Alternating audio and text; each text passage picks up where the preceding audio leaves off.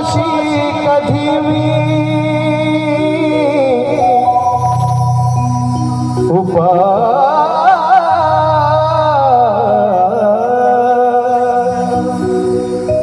अहो उपाशी कधी मी शेपाती खाईल.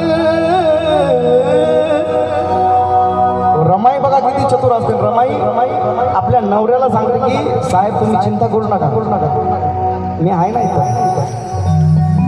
हालाकी रमाईची परिस्थिती फार बिकट असते तरी सुद्धा गौऱ्या थांबून रमाई बाबासाहेबांना पैसे पाठवते.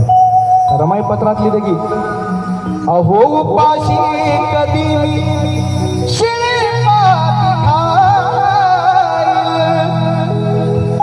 पण तुमची राम तुमच्या पाठीशी राहील.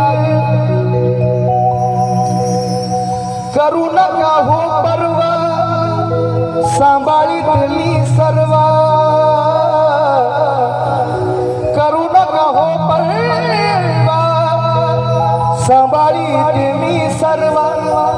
तुमची रामो मी बोलते स्वतः. आणि म्हणून रमाई पत्रात लिहिते अहो पत्रात लिहिते रमा. हो हो अहो पत्रात लिहिते रमा. अहो पत्रात लिहिते रमा. माझी चिंता ना माझी चिंता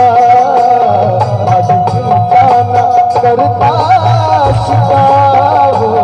माझी चिंता ना करता शिका. मी आले कराना सांभाळते. तुम्ही साग स्वतःला